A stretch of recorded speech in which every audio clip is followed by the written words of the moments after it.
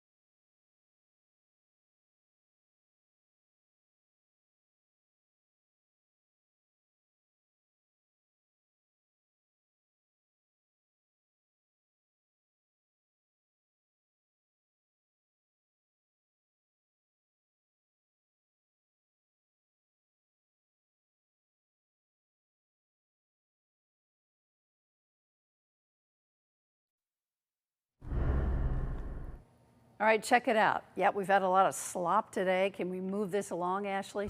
Not fast enough. Only Joe Fury has that power. Here's a look at what's going on. We have mostly light rain falling across the state, but there are some pockets of heavier rain that are trying to cross through Windham and Tolland County. You can see Killingly, Waregan picking up on some heavy rain. Same for Tolland and Coventry. So no widespread heavy rain, but when those downpours come down, they're less than pleasant, especially when you're factoring in this wind. Winds are still diving out of the northeast between 9 to 23 miles per hour. We have those gusts upwards of 36 miles per hour towards New London, 30 in Bridgeport, 31 Waterbury. Coastal flood advisory remains in effect through 8 o'clock. We're getting into high tide now, and so water levels are going to be about a foot to a foot and a half higher than normal. As far as temperatures go, you know the conditions today did not help us out there. It is 55 in Summers. We're at 55 in Durham, 56 in Norwalk. It's about 51 degrees in Watertown. Tonight, on and off showers will continue. It's going to stay windy, but it won't be as gusty, and temperatures are expected to come down into the lower 50s. New details now on the death of beloved screen icon Diane Keaton. Tributes pouring in from around the world after her family revealed the news over the weekend. ABC's Chris Connolly has that. Diane Keaton's performance in the title role of Annie Hall made her a national sensation, a Best Actress Oscar winner, and a movie star evermore. Oh, well, la-di-da, la-di-da, la-la. Fresh and funny and fascinating, her look sparking a major fashion trend of the 1970s. She'd also play Kay Adams, the eventual spouse to Al Pacino's Michael Corleone.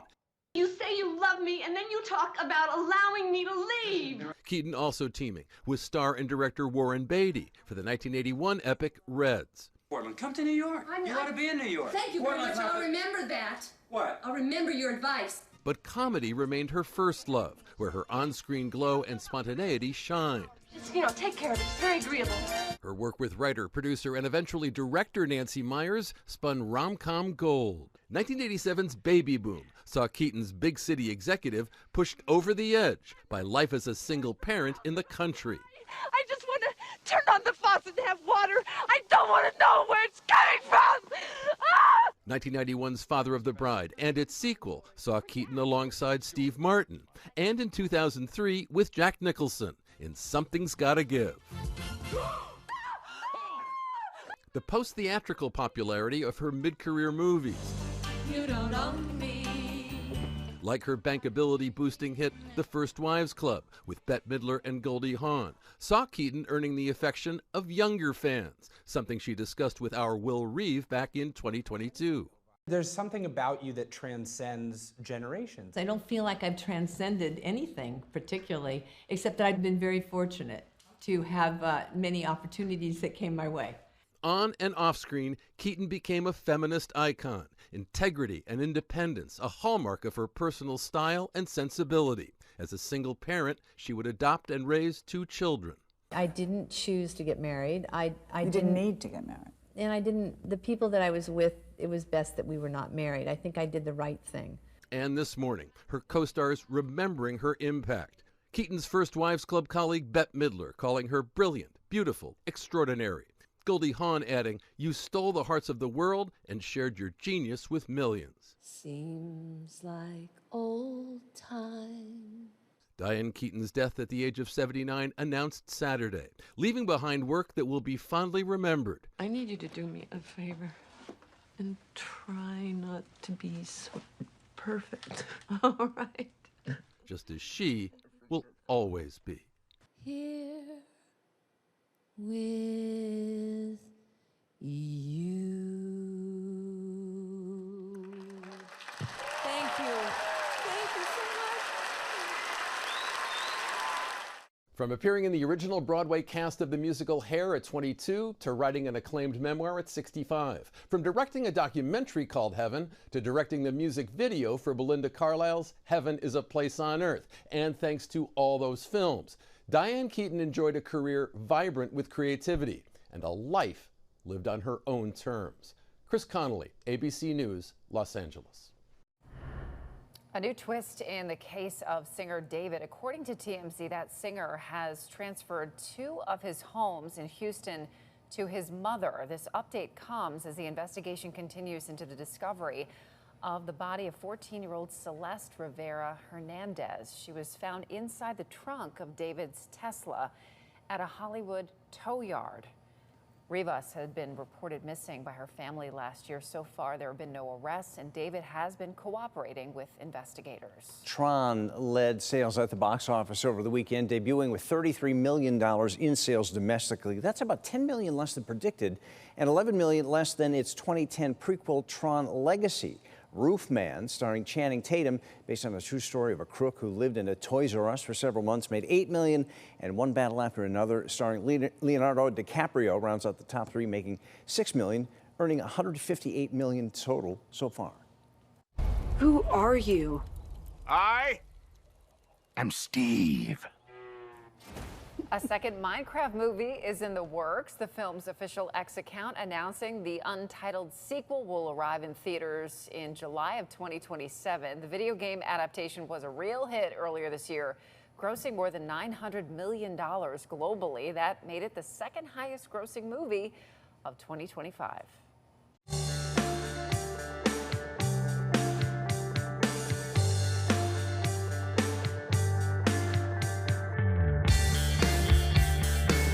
We have beautiful farms in this state, and today we're going to highlight one of them, Blue Iris Farm Rescue and Retreat in Lebanon. It's 114 acres, and its mission is to rescue farm animals from various situations and give them a forever home. The founder is Jamie Collins. Jamie, welcome. Thank you so much for having me, Ann. All right, you put this all together after you lost your husband to COVID-19. Tell me about how that happened.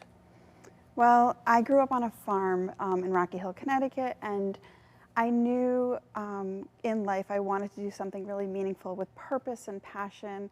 And so I found that animals, farm animals, need a safe place to land if there's a neglect situation. And I decided to start this, and it's sort of become one animal after the next, and we rescued about 160 farm animals. Wow. In how many years? So we bought the property in 2021, and I started then, and I really went hardcore in 2022 and 23 rescuing farm animals, and now we started programs in 2024, and here we are. All right, so let's see, here's some of the residents. Yes. Let's talk about them. So what kind of animals do you have? So we have draft horses, cows, lots and lots of goats, chickens, roosters, sheep.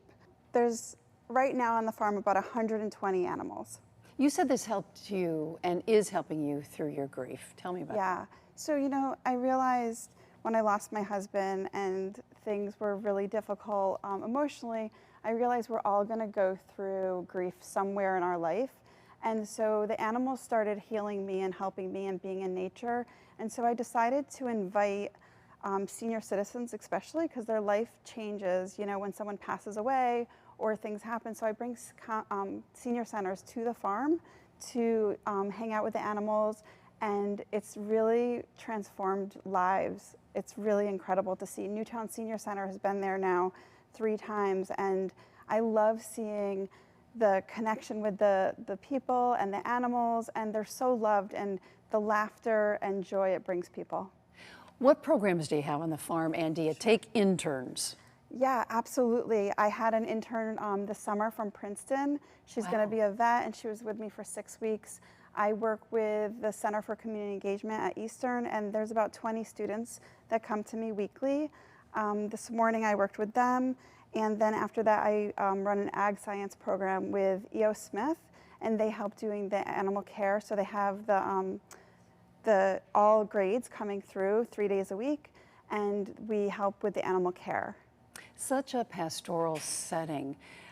Can people come visit, just come to the farm and say, hey, I want to look at these ducks right here? Absolutely. So on our website, blueirisfarm.com, there's time with the herd. It's about an hour and a half time visit, and it's really affordable. It's $25 for adults, $15 for kids, and you get to go for a goat walk. So literally the goats will come out, kind of like a bunch of dogs, like walking and following and laughing. Are you doing this all yourself, or have you hired some people? So everyone is volunteer-based. So I have the most amazing, I'm so grateful. There's no way I could do this without all the help. Everybody shows up and volunteers, from 7-year-old kids all the way up to 90-year-old people that have retired and have farmed. And different things like that. And then I have regular students coming weekly. And what's next for the farm? You have any more ideas? Yeah, so we really want to build an educational barn so we can run year-long field trips. So that's our next. And you'll take donations, right? Because you're nonprofit. Yes, absolutely. I thought I'd get that in there. Yes, we're a nonprofit, and we really will rely on donations. I've self-funded so far. It's really important to help the animals, help the people. We work with kids with autism, and it's really beautiful. I pair up the college students with different groups with autism, and they work together for 3 or 4 months, and we try to meet goals. And it's just beautiful to see the connection amongst everybody with the animals. And building an educational barn will be really phenomenal, because then that way we can serve and do more things in all year weather. Jamie, thanks for making the world a better place. Thank you so much for having me. And I welcome all of you from Connecticut and New York and Massachusetts. Come on over to the farm. It's a really special place. And there you have it. And for more on Blue Iris Farm and its beautiful mission, go to WTNH.com or the News 8 app. So after so much tragedy, she's making peace for other people. Just talking to her, I was becoming very zen. Yeah. She is just amazing, caring person. So if you're not doing anything, go up to the farm in Lebanon and just hang out with the animals. Yeah. And talk to Jamie. What a great idea, right? She's so sweet. There's something about her. When I met her, she's lovely. She really is lovely.